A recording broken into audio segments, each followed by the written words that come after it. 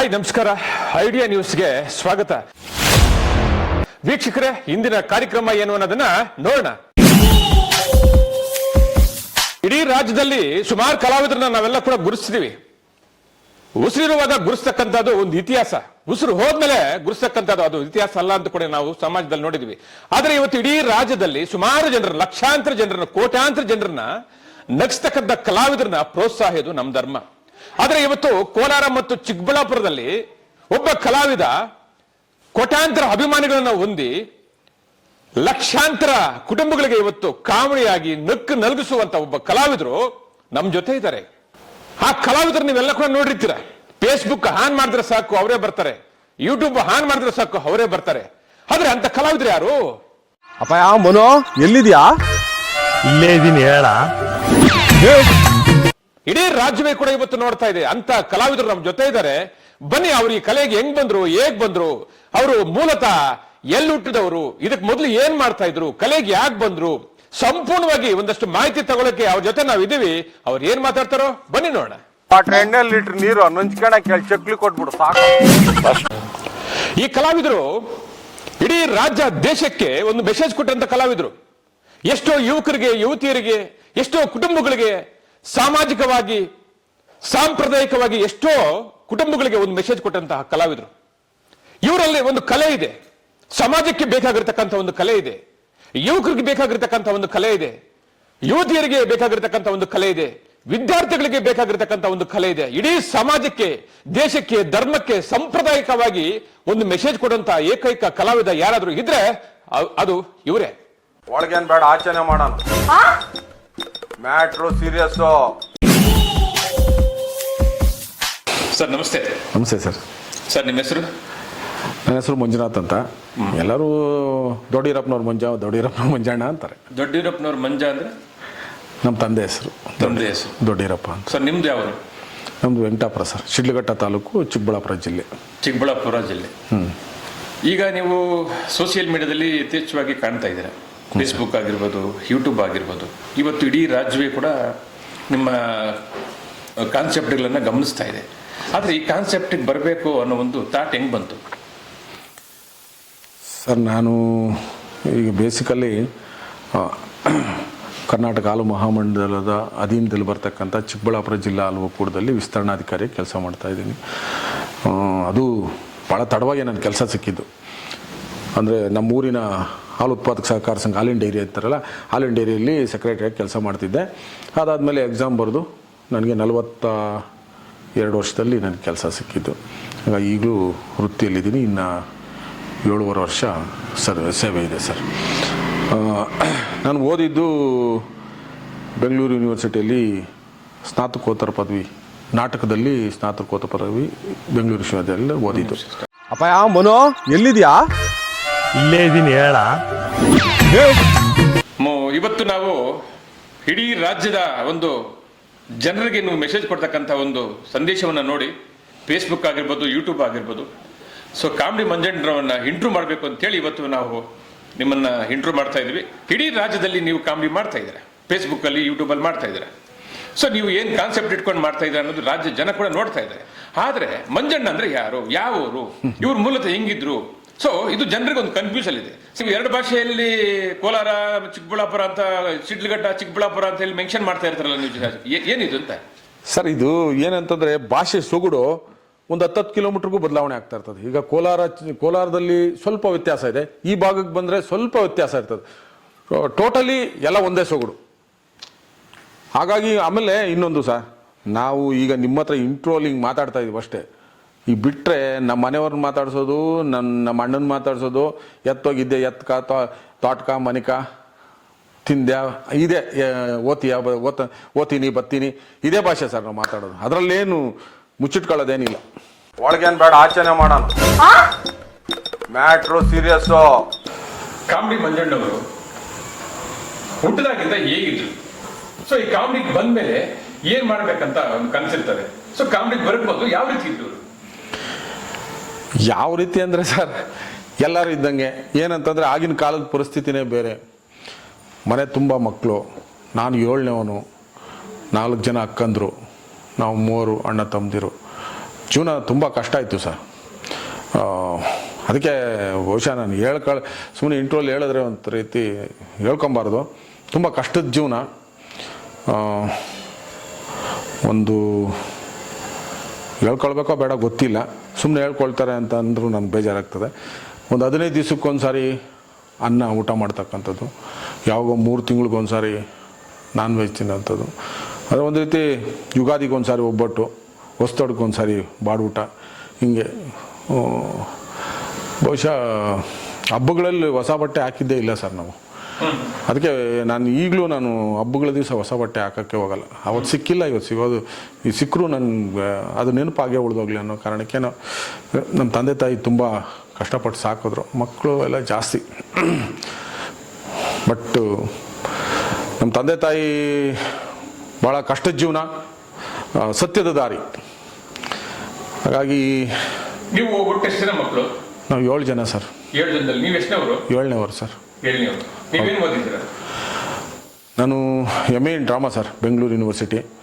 ಇಲ್ಲಿ ವಿಜಯಪುರದಲ್ಲೇ ಊರಲ್ಲೇ 7ನೇ ಕ್ಲಾಸ್ವರೆಗೂ ಓದಿದೆ. ಆಮೇಲೆ PUC ವಿಜಯಪುರ, ಆಮೇಲೆ ದೇವನಹಳ್ಳಿ ಡಿಗ್ರಿ, ಆಮೇಲೆ ಬೆಂಗಳೂರು ಯೂನಿವರ್ಸಿಟಿ. ಈಗ ಕಾಮಿಡಿ ಮಾಡ್ತಾ ಇದ್ದೀರಾ, ಇದ್ರ ಜೊತೆಗೆ ಬೇರೆ ಏನೇನು ಮಾಡ್ತೀರಿ ನೀವು? ಸರ್, ನಾನು ನಮ್ಮೂರಿನ ಹಾಲು ಉತ್ಪಾದಕ ಸಹಕಾರ ಸಂಘದಲ್ಲಿ ಕಾರ್ಯದರ್ಶಿಯಾಗಿ 9 ವರ್ಷ ಕೆಲಸ ಮಾಡಿದೆ. ಅದೇ ಹಾಲಿನ ಡೈರಿ ಅಂತಾರಲ್ಲ, ಅದರಲ್ಲಿ 9 ವರ್ಷ ಕೆಲಸ ಮಾಡಿದೆ. ತದನಂತರ ನನಗೆ 42 ವರ್ಷದಲ್ಲಿ ನನ್ನ ಕೆಲಸ ಸಿಕ್ಕಿದ್ದು ಸರ್. ಕರ್ನಾಟಕ ಹಾಲು ಮಹಾಮಂಡಲದ ಅಧೀನದಲ್ಲಿ ಬರ್ತಕ್ಕಂಥ ಚಿಕ್ಕಬಳ್ಳಾಪುರ ಜಿಲ್ಲಾ ಹಾಲು ಒಕ್ಕೂಟದಲ್ಲಿ ನಾನು ವಿಸ್ತರಣಾಧಿಕಾರಿ ಕೆಲಸ ಸಿಕ್ತು. ಅದಕ್ಕೆ ನನಗೆ ನಾನು ಭಾಳಷ್ಟು ಕಡೆ ಹೇಳ್ತಾ ಇರ್ತೀನಿ, ನನಗೆ ಈ ಹಾಲು ಮಹಾಮಂಡಲದಲ್ಲಿ ಕೆಲಸ ಸಿಕ್ಕಿದ ಮೇಲೆ ಚಿಕ್ಕಬಳ್ಳಾಪುರ ಹಾಲು ಒಕ್ಕೂಟದಲ್ಲಿ ನನಗೆ ಜೀವನಕ್ಕೆ ಒಂದು ಅನ್ನ ಸಿಕ್ತು. ಹಾಗಾಗಿ ಎಲ್ಲ ಹಾಲು ಉತ್ಪಾದಕರುಗಳಿಗೆ ನಾನು ಕೈ ಎತ್ತಿ ಮುಗಿತಾ ಇರ್ತೀನಿ ಸರ್. ಅವರಿಂದ ನನಗೆ ಜೀವನ ನಡೀತಾ. ಈಗ ನೀವು ಕಾಮಿಡಿ ಮಾಡ್ತಾ ಇದ್ದೀರಾ? ಹೌದು ಸರ್. ಸೊ ಒಟ್ಟಾರೆ ನಿಮ್ಮ ಜೊತೆ ಎಷ್ಟು ಜನ ಟೀಮ್ ಇದೆ? ಫಸ್ಟ್ಗೆ ಇದಕ್ಕೆ ಹೇಳ್ಬೇಕಂದ್ರೆ ಮೂಲ ನಾನು ನಾಟಕಗಳು ಮತ್ತು ಸಣ್ಣ ಪುಟ್ಟ ಶಾರ್ಟ್ ಫಿಲಮ್ಸ್ ಎಲ್ಲ ಮಾಡ್ತಿದ್ದೆ.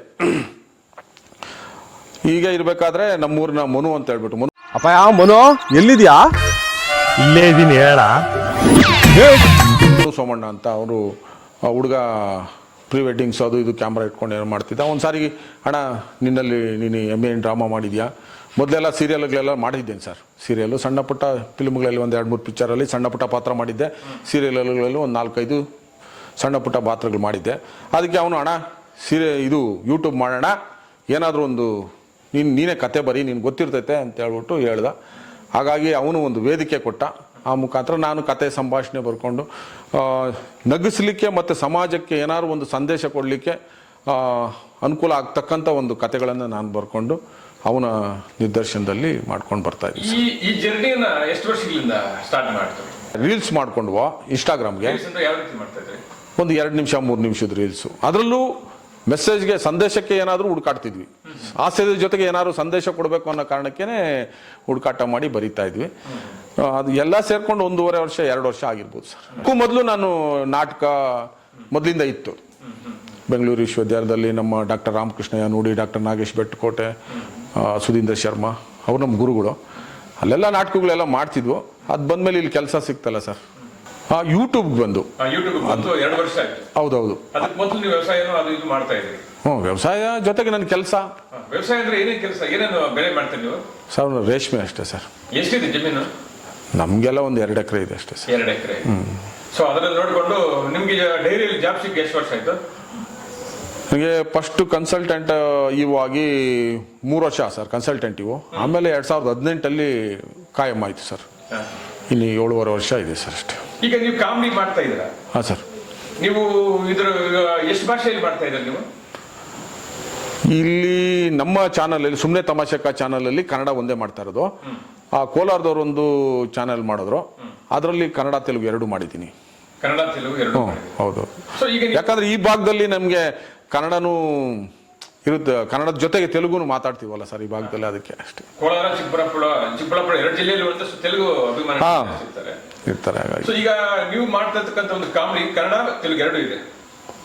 ತೆಲುಗು ಕಡಿಮೆನೆ ಮಾಡಿರೋದು. ಅವರು ಕೋಲಾರದವ್ರು ಬಲೆ ಚೆನ್ನಾಗದೆ ಅಂತ ಒಂದು ಚಾನೆಲ್ ಮಾಡಿದ್ರು, ಅವರಲ್ಲಿ ಮಾತ್ರ ಕನ್ನಡ ತೆಲುಗು ಒಟ್ಟೊಟ್ಟಿಗೆ ಶೂಟ್ ಮಾಡ್ಕೊಳ್ತಾರೆ, ಅದ್ರಲ್ಲಿ ಮಾಡಿದ್ದೀನಿ ಅಷ್ಟೇ. ಸೊ ಈಗ ನೀವು ಕಾಮಿಡಿಗೆ ಬಂದ್ರಿ, ಏನ್ ಅನಿಸ್ತಾ ಇದೆ ಈಗ ನಿಮ್ಗೆ? ಈ ಒಂದು ನೀವು ಆಕ್ಟಿಂಗು ಈ ತರ ಮೆಸೇಜ್ ಕೊಡ್ತಾ ಇದ್ರು ಸಮಾಜಕ್ಕೆ, ನಿಮ್ಗೆಲ್ಲ ಏನ್ ಅನಿಸ್ತಾ ಇದೆ? ಸರ್ ತುಂಬ ಖುಷಿ ಅನ್ನಿಸ್ತಾ ಇದೆ.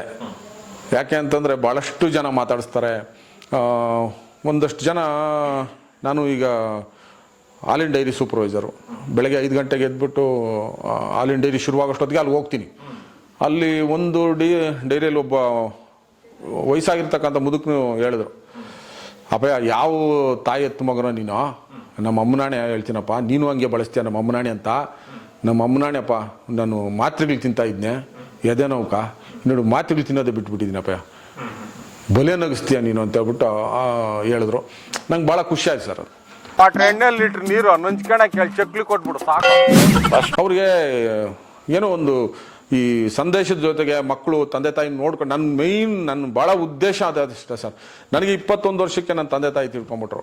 ನನ್ನ ತಂದೆ ತಾಯಿನ ಭಾಳಷ್ಟು ಚೆನ್ನಾಗಿ ನೋಡ್ಕೊಬೇಕು ಅಂತ ನನಗಿತ್ತು, ಬಟ್ ಭಗವಂತ ಕಿತ್ಕೊಂಬಿಟ್ಟ. ಈಗ ನೀವು ಮಾಡ್ತಿರ್ತಕ್ಕಂಥ ಕಾನ್ಸೆಪ್ಟ್ ಅಲ್ಲಿ ಸಮಾಜಕ್ಕೆ ನೀವು ಏನೇನು ಮೆಸೇಜ್ ಕೊಡ್ತಾ ಇದ್ದೀರಾ ಸರ್? ಸಮಾಜಕ್ಕೆ ಅಂದರೆ ಕೂಡು ಕುಟುಂಬಗಳಿರಬೇಕು. ಒಟ್ಟಾಗಿ ಕುಟುಂಬ ಇದ್ದರೆ ಅನ್ಯೋನ್ಯತೆ ಇರ್ತದೆ. ಒಟ್ಟಾಗಿ ಕುಟುಂಬ ಇದ್ದಾಗ ಎಲ್ಲರೂ ಸಾವುಕಾರ್ರೆ. ಆ ಕುಟುಂಬ ಬೇರೆ ಬೇರೆ ಆದರೆ ಎಲ್ಲರೂ ಬಡವರಾಗ್ಬಿಡ್ತೀವಿ. ಆಮೇಲೆ ಒಗ್ಗಟ್ಟು ಹೊಟ್ಟೋಗುತ್ತೆ ಸರ್. ಆಮೇಲೆ ಹೆಣ್ಮಕ್ಳು ತಂದೆ ತಾಯಿ ಭಾಳ ಕಷ್ಟಪಟ್ಟು ಸಣ್ಣ ಮಕ್ಕಳಿಂದ ಅವ್ರನ್ನ ಚೆನ್ನಾಗಿ ಬೆಳೆಸ್ತಾರೆ. ಎಲ್ಲವನ್ನೂ ತಂದೆ ತಾಯಿನೇ ಆಯ್ಕೆ ಮಾಡ್ತಾರೆ. ಆದರೆ ಅವರು ಗಂಡನ್ನು ಹುಡ್ಕೊಬೇಕಾದ್ರೆ ಅವರೇ ಆಯ್ಕೆ ಮಾಡ್ಕೊಂಡ್ಬಿಡ್ತಾರೆ. ಎಲ್ಲವನ್ನೂ ಅವರೇ ಆಯ್ಕೆ ಮಾಡ್ಬೇಕಾದ್ರೆ ಅದನ್ನು ಅವರೇ ಆಯ್ಕೆ ಮಾಡಲಿ. ನಿಮಗೆ ಹೆಣ್ಮಕ್ಳಿಗೆ ಏನು ತೊಂದರೆ ಕೊಡಬೇಕು ಅಥವಾ ಕೆಟ್ಟದ್ದು ಮಾಡಬೇಕು ಅಂತ ತಂದೆ ತಾಯಿ ಉದ್ದೇಶ ಇರಲ್ಲ ಸರ್. ಅವ್ರಿಗೂ ಮಗಳಿಗೆ ಒಳ್ಳೇದೇ ಮಾಡಬೇಕು ಅಂತ ಇರ್ತದೆ. ನಾನು ಇದು ಹೆಣ್ಮಕ್ಳಿಗೆ ಅಂತ ಹೇಳ್ತಾ ಇಲ್ಲ, ಮಗನಿಗೂ ಅಷ್ಟೇ ಹೇಳೋದು. ಒಬ್ಬ ತಂದೆ ತಾಯಿನ ನೋಯ್ಸೋಕೆ ಹೋಗ್ಬಾರ್ದು ಸರ್. ಅವ್ರು ನಿಮಗೋಸ್ಕರ ಎಲ್ಲ ಪ್ರತಿಯೊಂದು, ನನ್ನ ಮಗನ ಈ ಸ್ಕೂಲ್ಗೆ ಹೋಗ್ಬೇಕು, ನನ್ನ ಮಗಳು ಈ ಸ್ಕೂಲ್ಗೆ ಹೋಗ್ಬೇಕು, ನನ್ನ ಮಗಳಾಗ ಈ ಕಾಲೇಜ್ಗೆ ಹೋಗ್ಬೇಕು, ನನ್ನ ಮಗಳು ಈ ಬಟ್ಟೆ ಹಾಕ್ಬೇಕು, ನನ್ನ ಮಗನ ಈ ಬಟ್ಟೆ ಹಾಕ್ಬೇಕು ಅಂತ ತಂದೆ ತಾಯಿ ಕಷ್ಟಪಟ್ಟು ಸಾಕಿರ್ತಾರೆ ಸರ್. ಏಕಾಏಕಿ ಅವರೇ ತೀರ್ಮಾನ ತೊಗೊಂಡ್ಬಿಡ್ತಾರೆ. ಅದು ಭಾಳ ಬೇಜಾರತ್ತೆ ಸರ್ ನನಗೆ. ಅಲ್ಲ, ಇಂಟ್ರೋಲ್ ಹೇಳ್ಬೋದೋ ಇಲ್ಲ, ಯಾರು ಹುಡುಗರು ಈ ಇಂಟ್ರೋಲ್ ಕೇಳಿಸ್ಕೊಂಡು ನನ್ನ ಬೈಕಂತಾರೆ ಏನೋ ಗೊತ್ತಿಲ್ಲ. ಅಲ್ಲ, ನನಗಂತೂ ಅನಿಸುತ್ತೆ ಸರ್. ಬಟ್ ಈಗ ನೀವು ಸಮಾಜದಲ್ಲಿ ನೀವು ನಿಮ್ಮ ವಿಡಿಯೋ ನೋಡ್ತಕ್ಕಂಥ ಜನರಿಗೆ ಏನೇನು ಸಂದೇಶ ಕೊಡೋಕೆ ನೀವು ಹೊರಟಿದ್ದೀರಾ? ನನಗೆ ವಿಶೇಷವಾಗಿ ಇಷ್ಟೇ ಸರ್. ಎಲ್ಲರಿಗೂ ನಮಸ್ಕಾರ. ನಮ್ಮ ಐಡಿಯಾ ನ್ಯೂಸ್ ಚಾನಲ್ ಸಾಮಾಜಿಕ ಕಳಕಳಿ ಇರ್ತಕ್ಕಂಥ ನ್ಯೂಸ್ ಚಾನಲ್ಲು. ಹಾಗಾಗಿ ದಯವಿಟ್ಟು ಈ ನ್ಯೂಸ್ ಚಾನಲನ್ನು ಎಲ್ಲರೂ ಸಬ್ಸ್ಕ್ರೈಬ್ ಮಾಡ್ಕೊಳ್ಳಿ ಪ್ಲೀಸ್. ನಮಸ್ತೆ ಎಲ್ಲ ನನ್ನ ಪ್ರೀತಿಯ ಕನ್ನಡಾಭಿಮಾನಿಗಳಿಗೆ, ಕಲಾಭಿಮಾನಿಗಳಿಗೆ ನಿಮ್ಮ ಪ್ರೀತಿಯ ಶಿವಾರ ಉಮೇಶ್ ಮಾಡೋ ನಮಸ್ಕಾರಗಳು. ಕೋಲಾರದ ಸಮಸ್ತ ಬಂಧುಗಳು, ಕರ್ನಾಟಕದ ಎಲ್ಲ ಕಲಾಭಿಮಾನಿಗಳು, ಕನ್ನಡಾಭಿಮಾನಿಗಳು ಈ ಐಡಿಯಾ ನ್ಯೂಸ್ ಚಾನಲ್ನ ಸಬ್ಸ್ಕ್ರೈಬ್ ಮಾಡ್ಕೊಳ್ಳಿ, ಬೆಂಬಲಿಸಿ, ಆಶೀರ್ವದಿಸಿ, ಆನಂದಿಸಿ, ವಿವೇಚಿಸಿ, ವಿಚಾರಿಸಿ. ಐಡಿಯಾ ನ್ಯೂಸ್ ಚಾನಲ್ಗೆ ತಾವೆಲ್ಲರೂ ಕೂಡ ಚಂದರ್ರಾಜ್. ಧನ್ಯವಾದಗಳು. ವೀಕ್ಷಕರೇ, ಇಂತಹ ವಿಡಿಯೋಗಳು ನೋಡಬೇಕಾದ್ರೆ ಐಡಿಯಾ ನ್ಯೂಸ್ ಅನ್ನು ಸಬ್ಸ್ಕ್ರೈಬ್ ಮಾಡಿ, ಶೇರ್ ಮಾಡಿ, ಲೈಕ್ ಮಾಡಿ.